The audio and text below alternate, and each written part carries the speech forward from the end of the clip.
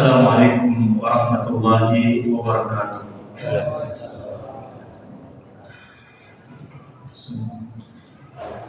Allahu Akbar, Allahu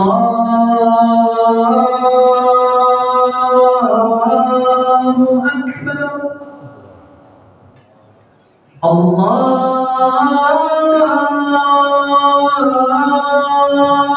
Akbar, Allahu Akbar. Asyhadu an la ilaha illallah.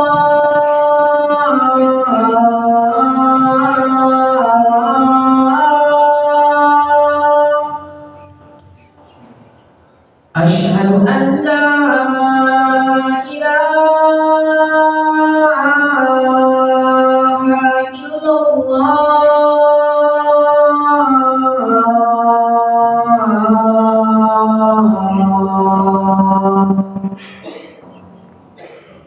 Asyhadu anna Muhammadar Rasulullah.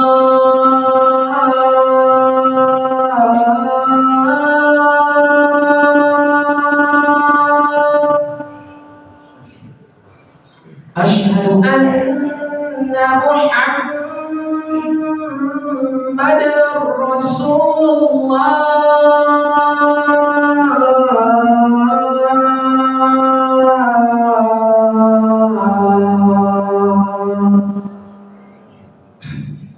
Hayya 'alas salah.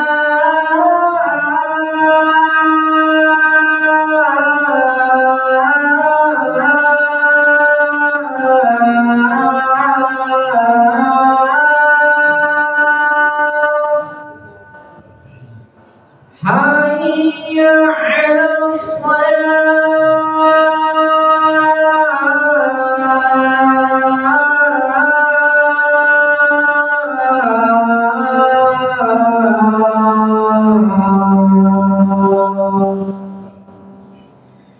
Hayya 'alal falah.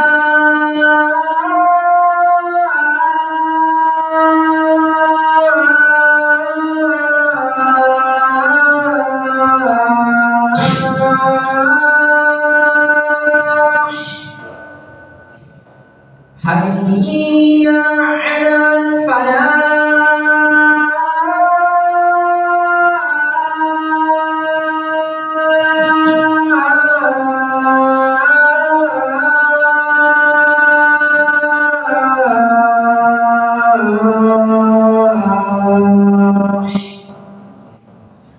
Allahu Akbar, Allahu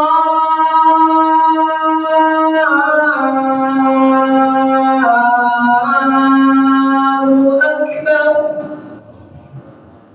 La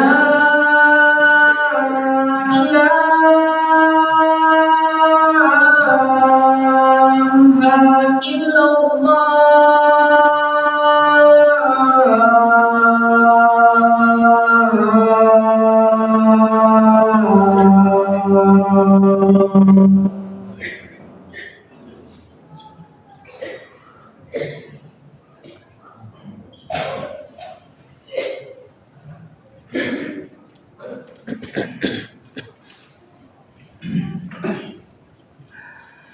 Innal hamdalillah nahmaduhu wa nasta'inuhu wa nastaghfiruh wa na'udzu billahi min shururi anfusina wa sayyiati a'malina. Man yahdihillahu fala mudilla lahu wa man yudlil fala hadiya lahu. Wa asyhadu an la ilaha illallah wahdahu la syarika lahu al-malikul haqqul mubin. Wa asyhadu anna Muhammadan 'abduhu wa rasuluhu al-mab'uts rahmatan lil alamin.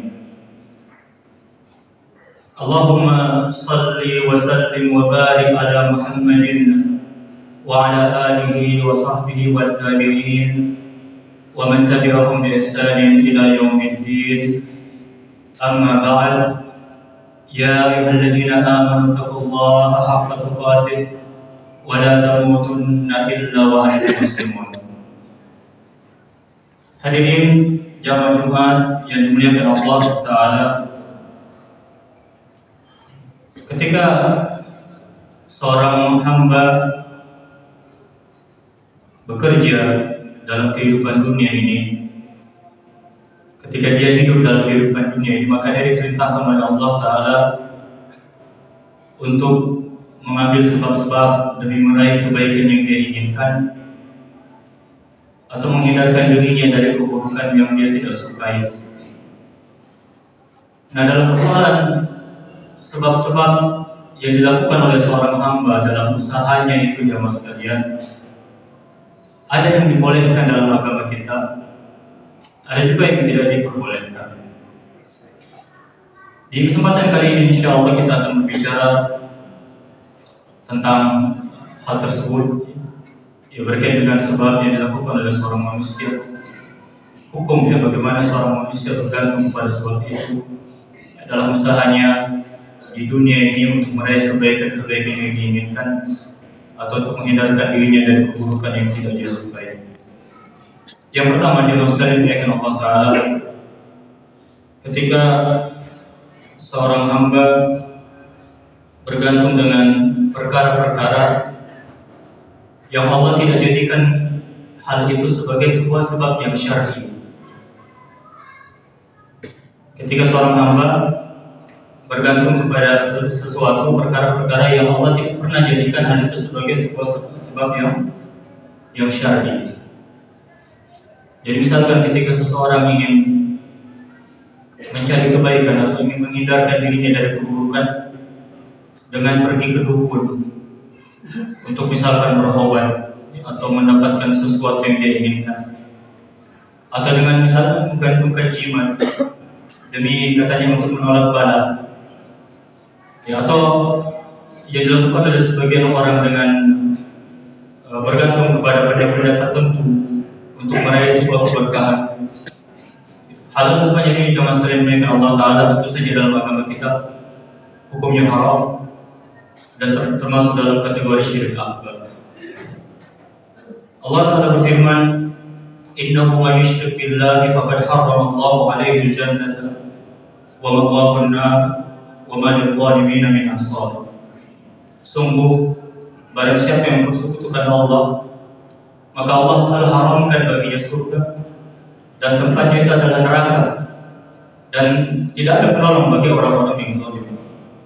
Di ayat yang lain Allah Ta'ala mengatakan kepada Nabi yang mulia sallallahu alaihi wasallam, wa la takunanna minal musyrikin, dan janganlah kamu menjadi bagian dari orang-orang musyrik.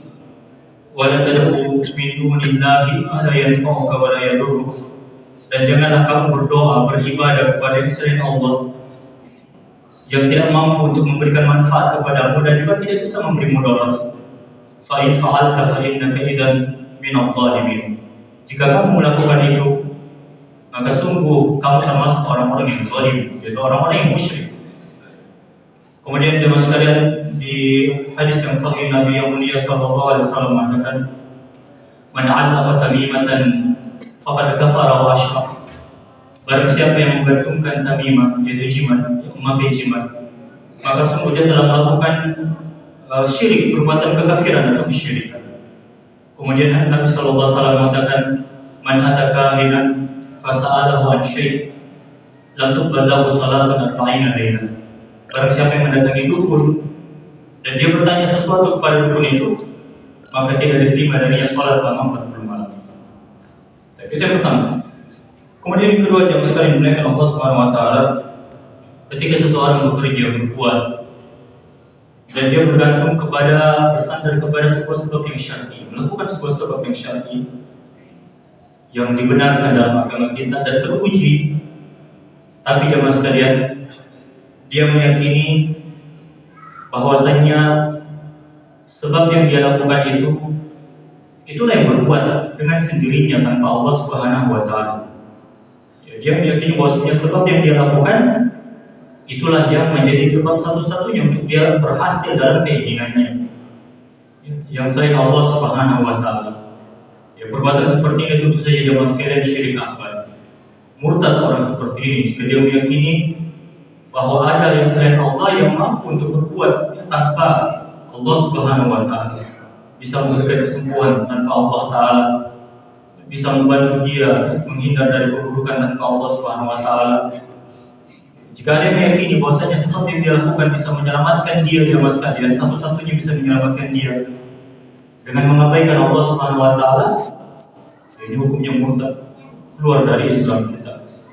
Adapun jamaah sekalian, apabila dia meyakini bahwasanya sebab itu sebab yang dia melakukan sebab-sebab yang syar'i, kemudian dia meyakini dia bergantung sepenuhnya dengan sebab itu. Walaupun dia yakin, dia tahu bahwasanya Allah yang berbuat, yang memberikan manfaat atau mudarat, maka ini masuk dalam kategori syirik asghar. Masuk dalam kategori syirik asghar. Jadi wajib kita berhati-hati dengan iman kita dalam masalah ini, hadirin sekalian. Ketika seseorang meyakini bahwasanya Allah yang berbuat, Allah yang memberikan manfaat, Allah yang menghindarkan kita dari keburukan.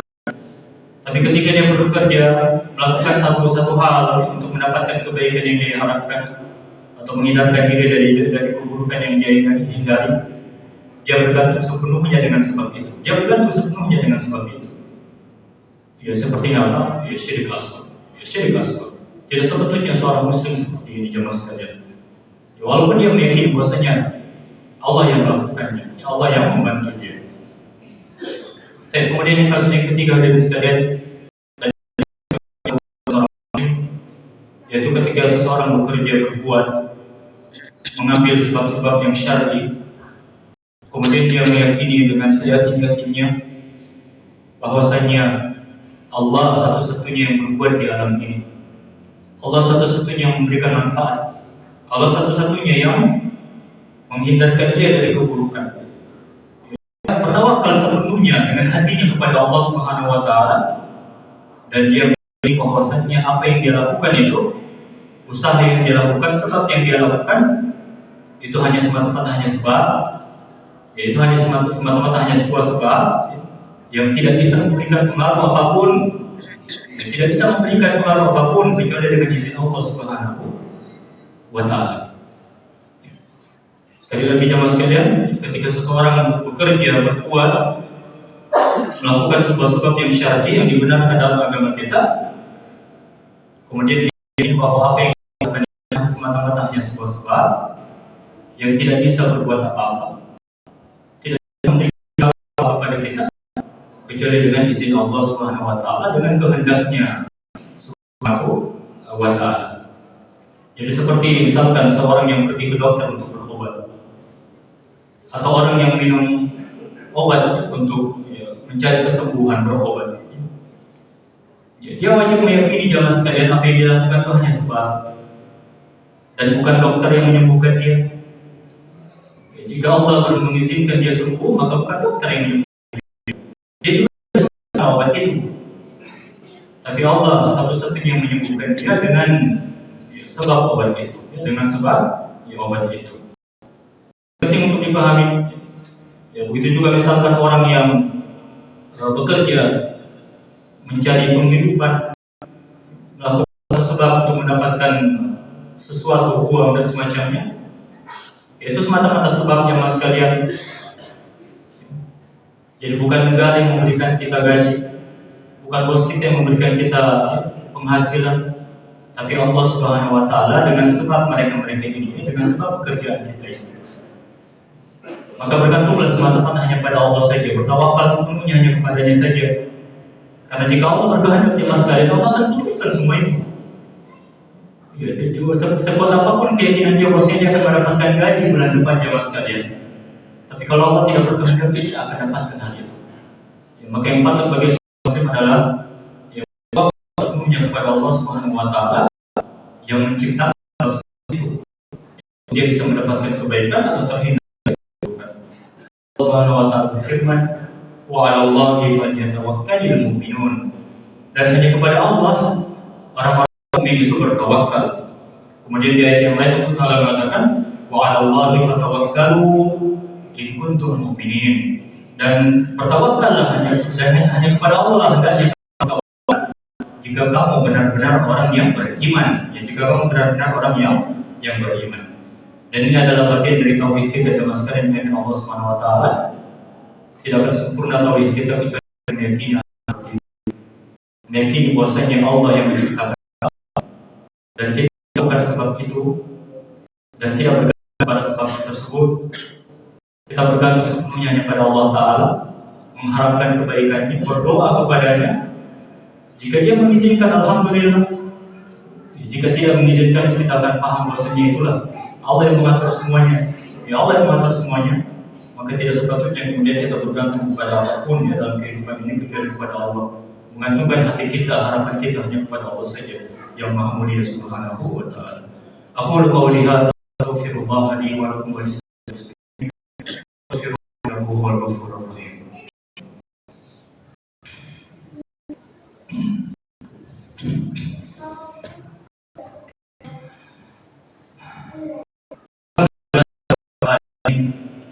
وبه نستعين على امور الدنيا والدين والصلاه والسلام على اشرف الانبياء والمرسلين سيدنا محمد وعلى اله وصحبه والتابعين ومن تبعهم باحسان الى يوم الدين. يا أيها الذين آمنوا اتقوا الله حق تقاته ولا تموتن إلا وأنتم مسلمون. Hadirin jemaah dimati Allah Subhanahu wa taala di waktu ini. Berbanyak salawat Nabi kita yang tercinta sallallahu alaihi wasallam agar benar menjadi bagian dari umatnya yang untuk minum telaganya nanti. Allah Ta'ala berfirman dalam Al-Quran, Inna Allaha wa malaikatahu yusalluna 'alan nabi. Sesungguhnya Allah dan para malaikat bersalawat kepada Nabi sallallahu alaihi wasallam. Ya ayyuhalladzina amanu sallu alaihi wa sallimu taslima. Hai orang-orang yang beriman, salatlah kepada Nabi dengan salam penghormatan. Man sallallahu alaihi wahidatan sallallahu alaihi asyara. Barang siapa yang bersalawat satu kali, maka Allah akan bersalawat untuknya 10 kali. Allah untuknya 10 kali. Kemudian Nabi Sallallahu Alaihi Wasallam ditanya tentang orang yang bakhil. Beliau mengatakan bahwasanya orang bakhil itu adalah orang yang alladzina idza dzukirtu indahu lam yusalli alaihi. Yaitu yang apabila disebut nama aku di sisinya dia tidak bersalawat untuk. Dia tidak bersalawat. Muhammad kama sallaita ala Ibrahim wa ala ali Ibrahim alamin innaka Hamidum Majid. Wa barik ala Muhammadin wa ala ali Muhammad kama barakta ala Ibrahim wa ala ali Ibrahim fil alamin innaka Hamidum Majid. Allahumma a'izz al muslimin wa adil asy-syirka wal musyrikin warfa' al-jihad wad din wa damir a'da'aka a'da' ad-din. Allahumma ansur ikhwan المستضعفين المظلومين في مشارق ومغاربها. اللهم اغفر للمسلمين والمسلمات والمؤمنين والمؤمنات الأحياء منهم والأموات ويا قاضي الحاجات. ربنا اغفر لنا ولإخواننا الذين سبقونا بالإيمان ولا تجعل في قلوبنا غلا للذين آمنوا ربنا إنك رؤوف رحيم. اللهم اغفر لنا ووالدينا وارحمنا ونصارى. اللهم ربنا لا تزغ قلوبنا إنك أنت الوهاب. ربنا ظلمنا أنفسنا وإن لم تغفر لنا وترحمنا لنكونن من الخاسرين. اللهم ربنا آتنا في الدنيا حسنة وفي الآخرة حسنة وقنا عذاب النار. سبحان رب العزة عما يصفون وسلام على المرسلين والحمد لله رب العالمين.